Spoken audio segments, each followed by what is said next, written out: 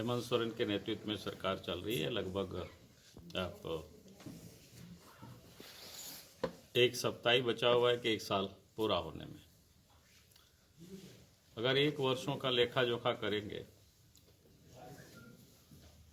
तो राज्य की जनता को इस सरकार ने बड़ी निराश किया। चुनाव के पूर्व जिस प्रकार से या चुनाव के बाद भी यहाँ तक बजट सत्र में भी सरकार ने लंबी चौड़ी वादा किया। चुनाव के समय आप सबको ध्यान में है, उन्होंने कहा था कि भाई सरकार हम बनाएंगे तो 5 लाख नौजवानों को रोजगार देंगे, नौकरी देंगे, काम देंगे। लेकिन अब पूरा 1 साल पूरा हो गया तो कहीं दिखाई नहीं पड़ा, बल्कि लोगों को काम तो दिया नहीं। जो लोग पहले से काम कर रहे थे उन लोगों को भी निकालने की उन्होंने तैयारी कर ली।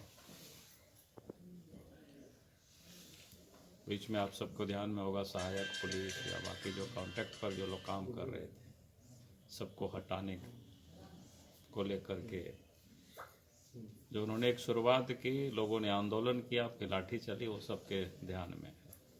कॉन्ट्रैक्ट पर लोग काम करते हैं, उन सबको हम नियमितीकरण करेंगे, मैंने जिसको कहते हैं ना समान काम समान वेतन देंगे, ये सारी चीज़ें उन्होंने घोषणाएं की थी। लेकिन वो सब घोषणा ही रह गया पूरे 1 साल। BA पास लड़के हैं जिसको रोजगार नहीं मिला, उसको 7,000 5,000 रुपया भत्ता देंगे। अब तो उस पर सरकार कुछ बोल भी नहीं रही है। भी हाउस में भी जो सरकार ने जो घोषणा की थी, अब 1 साल पूरा होने को इस सरकार का कार्यकाल, और उन वादा को बिल्कुल उन्होंने पूरा तो छोड़ दीजिए, कोई प्रारंभ भी नहीं किया। ये कह सकते हैं कि सरकार ने वादा खिलाफी की, जब ठप पड़ा हुआ है कोरोना के बहाना लेकर के,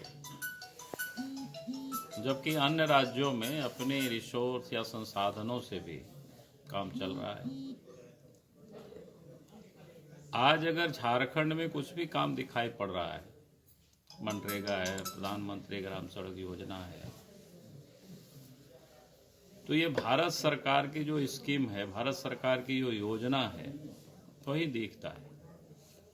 बाकी काम बिल्कुल ठप पड़ा हुआ है। सड़कों की देखे दुर्दशा तो बहुत ही खराब है, और उसके लिए सरकार पूरी तरह से जिम्मेवार है। अब संथाल परगना का ऐसे हमने दुमका से दौरा प्रारंभ किया है। 19 तारीख को हम दुमका आए थे, फिर 20 को पाकुड़ गए, 21 को।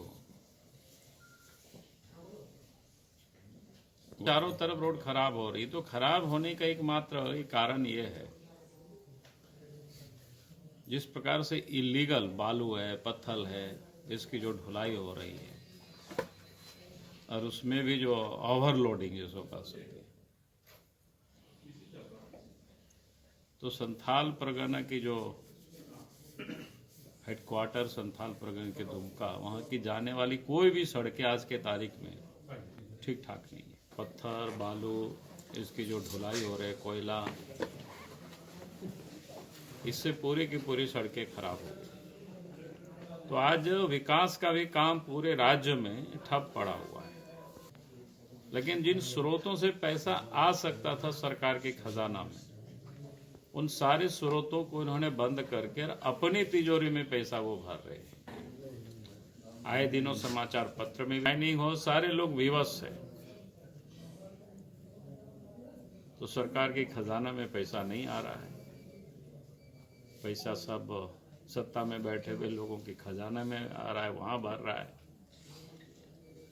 वो बिल्कुल बद से बदतर है। चोरी, डकैती, हत्या, अपहरण, ये आम बात हो गई।